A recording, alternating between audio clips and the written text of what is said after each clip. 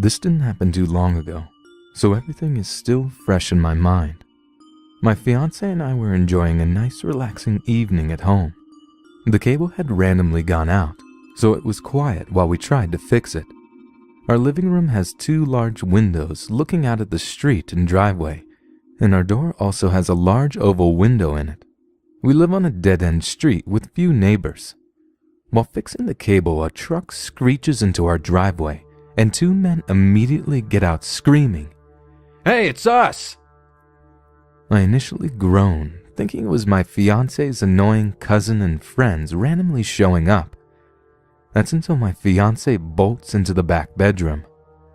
The men have then gotten onto the porch, and the one is staring at me from the large window and banging on it, and the other is pulling at the door and looking in.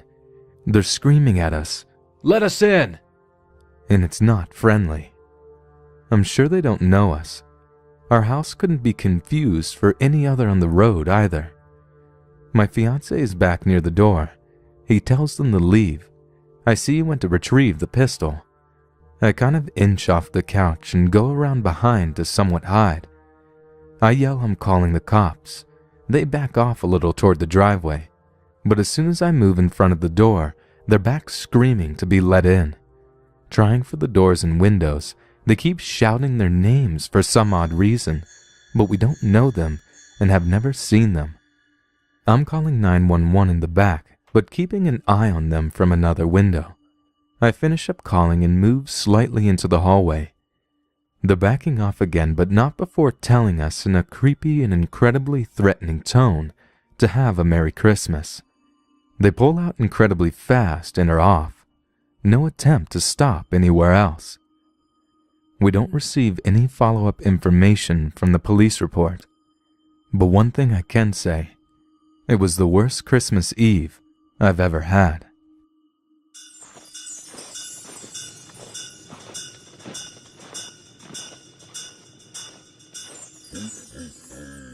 On Christmas Day in the evening, I was visiting an old friend. My bloke had bought a new game on the Steam sale, so was engrossed in that, and I got bored. It was getting late in the evening, and my bloke called and told me an old bandmate and his wife were visiting and going to be playing the guitar together.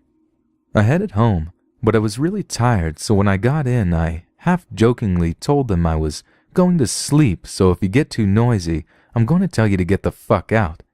A joke with my friend, as the last time he had an old bandmate around, they had been too loud and kept me up all night. I thought I'd be polite and say hi to the couple before heading home. They were the old rocker types, covered in tattoos, dressed in black, wearing sunglasses indoors kind of type. We chatted for a while and they seemed really nice and, well, normal. The woman had a couple of grown-up children and the man seemed quite friendly and even spoke some English with me. I live in Finland, but English is my native language. After a while, I said goodnight and went to bed. At 5:30 in the morning, I was awoken by shouting. I went into the lounge to see what was going on and saw my bloke holding a knife to this couple, and they were all shouting at each other. I calmed things down, basically told them all to calm the fuck down, and took the knife away. I should mention that my bloke had anger issues when he drinks strong drinks, and he had been drinking cognac all evening. He's trying to stay sober now after the experience of that evening. They carried on arguing, but as it was in Finnish and drunken talk, I couldn't quite understand everything, but the gist of it was the woman reminding the man that my bloke is the son of their friend, and then the woman said to my bloke very clearly, and I definitely understood this right, "How would you feel if I held a knife to your woman?" At the time, not knowing who they were, she just sounded to me kind of motherly, trying to make him understand how his actions make other people feel, but in retrospect, that was incredibly chilling. The whole fight ended after about 20 minutes in forgiveness and hugs, as drunk scraps often do, and the couple left. Later on, me and my bloke went to bed and he apologized for losing his temper and acting very stupidly, but then mentioned that the couple are actually murderers, as in they killed a couple of people, and then went off to sleep to leave me freaking out that I had told murderers to chill the fuck out, and one had mentioned holding a knife to me. I don't know the details of what they did, whether they killed a couple of people together, or if it was separately before they met, or even if they ever went to prison for it. It is highly unsettling to know that such people were in my house and that they were just so normal. In the late middle-aged drunken Finnish way, honestly they didn't act any different from plenty of other non-murdering Finns I know. So murdering couple, let's not meet again, despite your invitation to come round to visit any time.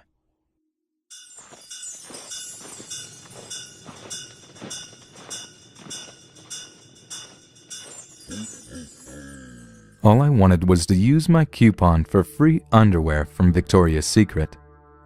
The story starts out with a girl's day and afternoon, 24-year-old female with my good friend, Scarlett, back in December 2015. We both received coupons in the mail and it was finally time to use them, so we decided to get lunch and then head to the mall. Upon entering Victoria's Secret, I noticed a tall, heavy-set man pacing slowly in front of the doors.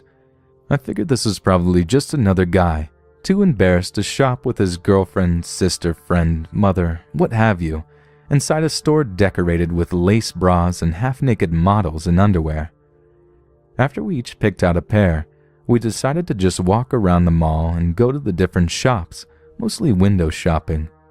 Scarlett wanted to find a pair of earrings that were Christmas festive, so we headed to Claire's. For anyone who hasn't seen a Claire's in the mall, they're usually tiny and the entire store can be viewed from the outside given how large the windows are. We were looking at one of the first rotating racks when I noticed a man standing slightly behind me. A quick glance over my shoulder revealed that it was the same gentleman who was pacing back and forth in front of the Victoria's Secret. He was not looking directly at me, so, again giving him the benefit of the doubt, figured that he likely followed his person to Claire's.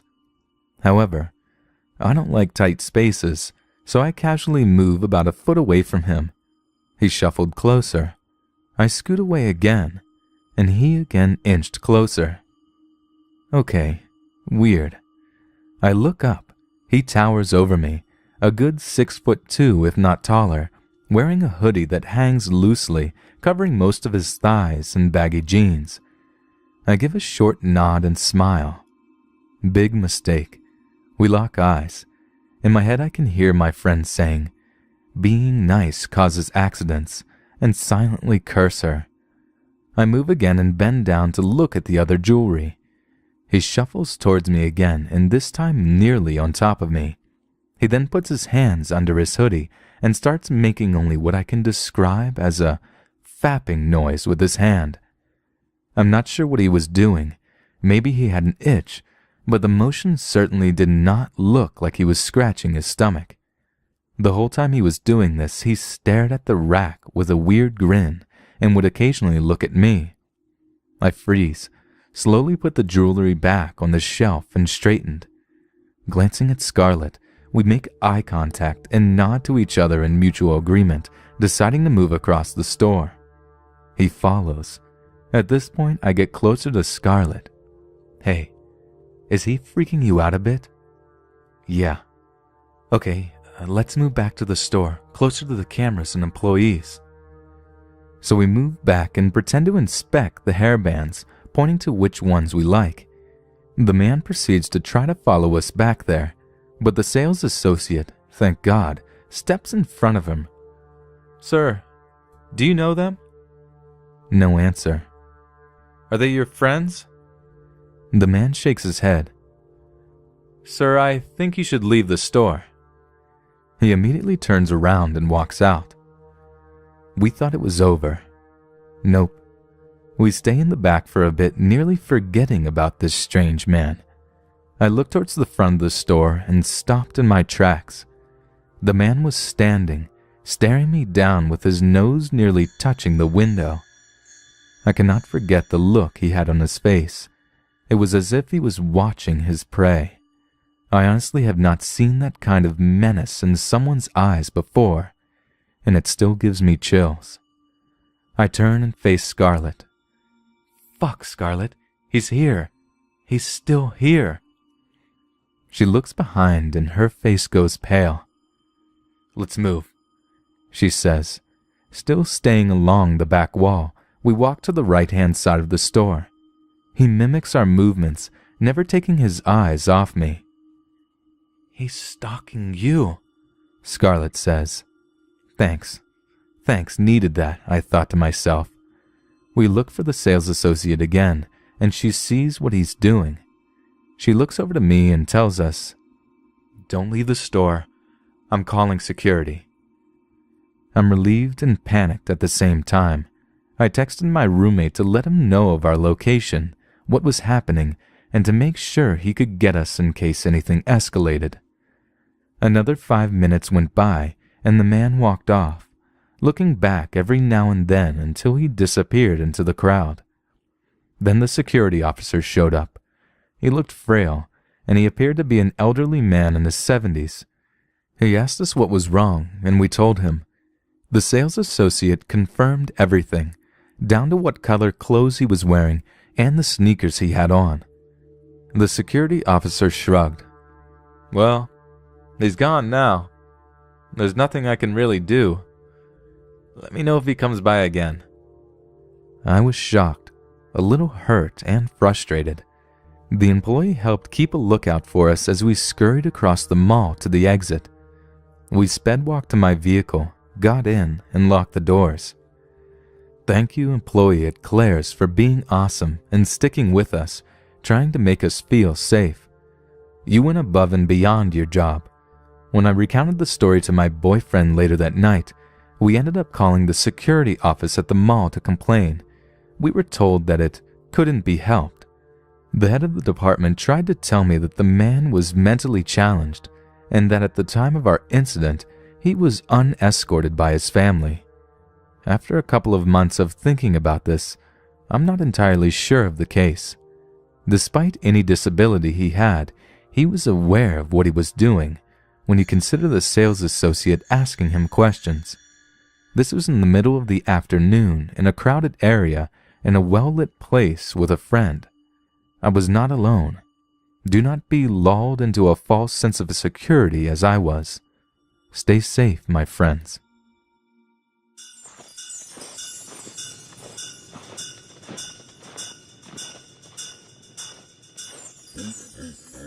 So this happened at Christmas a couple of years ago when I was spending the holidays with my parents and little brother along with my cousins, aunts, and uncles.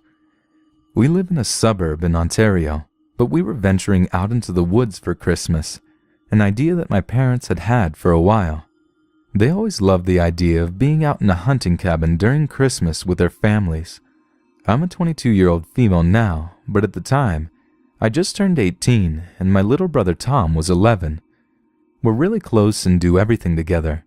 We also had a dog, a German Shepherd called Trigger, who came along for the ride too. He's a real softie, but can be really overprotective, especially of my brother Tom.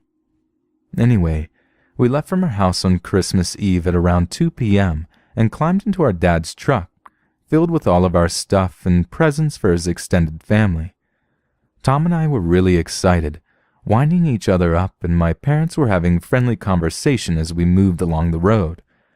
We arrived at the village near the cabins we were staying in and caught up with my dad's sister, Billy, along with her husband and 3 kids. They didn't converse for long, but Billy was a bit unsure of where to go from the village to get to the cabins, so my dad helped her out by writing down the directions. We soon got back on our way and arrived at the cabins at around 4 p.m.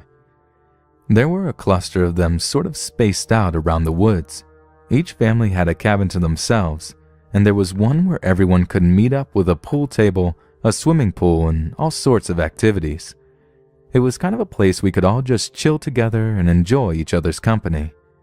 Anyway, the weather was already really cold when we arrived, and the snow was already falling around us, so me and my brother unpacked our things into the cabin and settled in for the night. My dad started a fire whilst my mom made our dinner. It was great. The Christmas decorations were already up and we played a few board games as the night got darker. Dad, Tom, and I decided before coming on the trip that we'd go hunting sometime, so we planned to go the next day. I've been a few times with my dad, but this was Tom's first time. He was only there to watch us though, as he was too young to shoot. It reached around 10 p.m. and my brother and I were getting a bit tired, so we decided to go to bed. My dad kept his rifles in a bag which he kept under the bed I was sleeping on. He'd usually keep it in a locked box, but thought there was no point since we were going hunting the next morning. Tom and I were sharing a room at the end of the cabin, facing a flowing river. The view was beautiful. Tom and I fell asleep with our dog, Trigger, laying at the bottom of Tom's bed. Now, this is when things began to get creepy. It was about 3 a.m. when I awoke to Trigger growling. I didn't find this particularly unusual because my dad suffers from insomnia, so sometimes when he can't sleep, he sits in our sitting room at home and watches some television. Like I said, Trigger is extremely overprotective and growls at any noise he hears, but that's when I noticed that there was no light coming from under my door. My dad never just sits in the dark. I whispered to Trigger, telling him to be quiet as Tom slept, but his growling soon turned to barking, which woke Tom up. He asked me what was going on, but I said Trigger must have heard some deer or something outside. After all, we were in the middle of the woods. Suddenly, our bedroom door swung open and the light switch was turned on. My eyes stung as I tried to focus on whoever it was at the door. It was my dad. "Were you two just laughing just now?" he asked as he turned to look at Tom, his eyes wide and his face pale. "No," I replied as he moved over towards our curtain, pulling it back as he looked into the pitch-black wilderness. "What are you looking at?" Tom asked as our dad closed the curtains again. "Nothing. Just go back to sleep." I was kind of creeped out that my dad didn't say anything about what he was doing, but he turned our light off and we tried to fall back asleep again. Of course, I couldn't.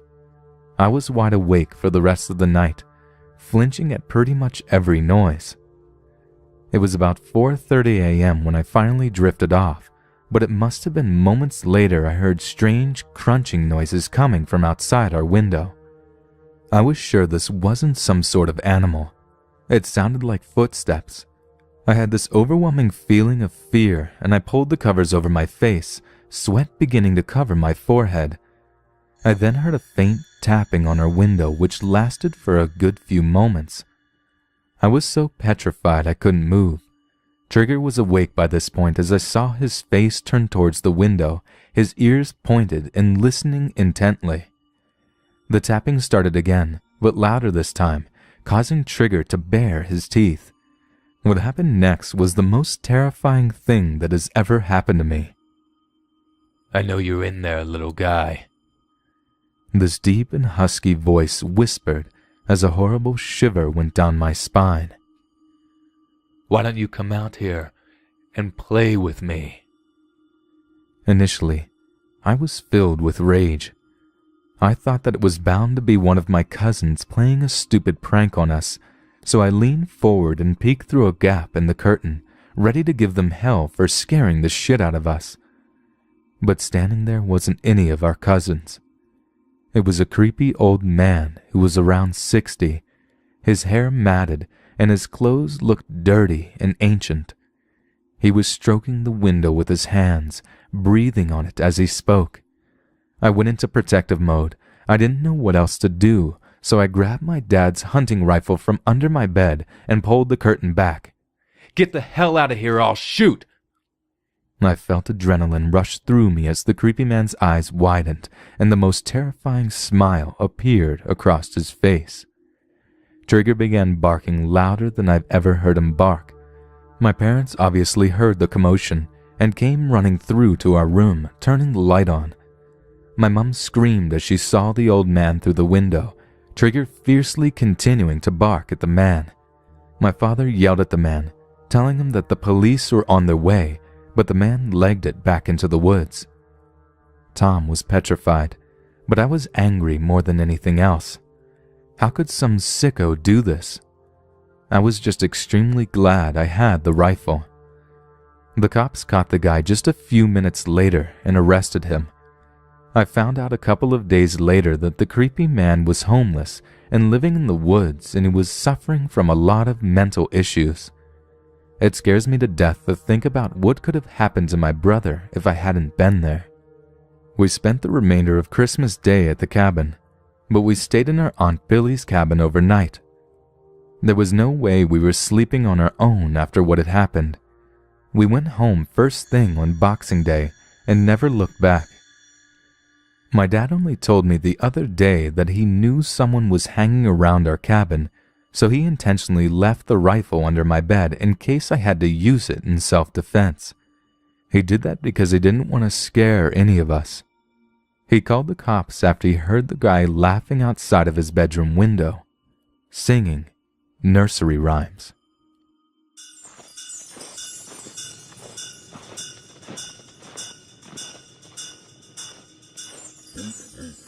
My wife and I don't live together.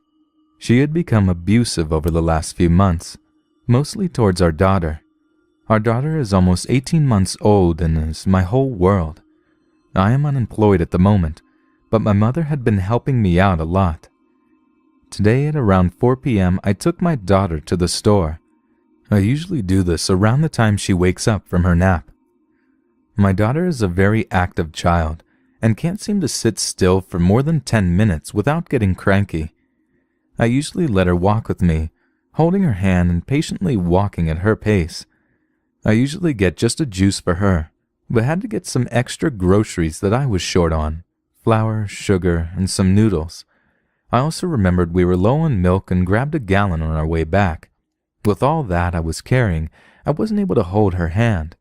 I made sure to walk behind her, but that only makes her walk slowly.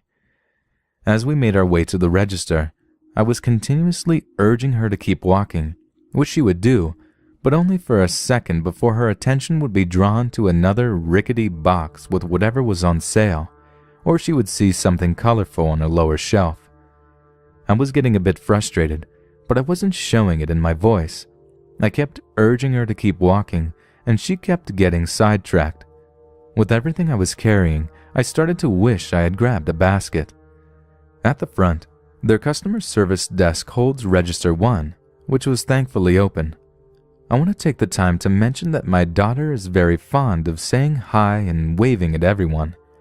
I set everything up to get rung up, but the service attendant was busy with a return at the customer service area, so I had to wait.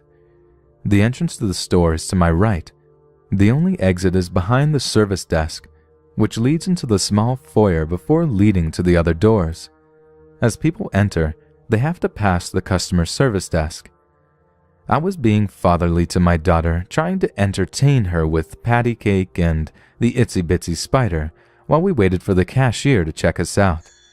My daughter would frequently wave at people passing and say hi in her squeaky toddler voice. Some people would smile and wave back, while others would stop to adore her. At this point, I'm used to people doing that. It makes me happy knowing my daughter isn't a shy, cranky little asshole like some of the kids you see in the stores like this. The lady was ready to check us out, and I told my daughter to hold my hand since I wouldn't be looking her way. I had to pull my wallet out to retrieve my debit card to pay for the groceries and let her hand go for a moment. I kept looking her way to make sure she wasn't wandering off. The lady went to hand me my receipt when all of a sudden she yelled at someone behind me. "What are you doing with his daughter?" She bellowed as I turned to look at a man who had picked her up and started running towards the entrance doors. I was shocked. The doors didn't open since they were a one-way set of doors, and the cashier quickly picked up the phone yelling that she was calling the police. I was stunned to the point of immobilization, but quickly realized what was going on.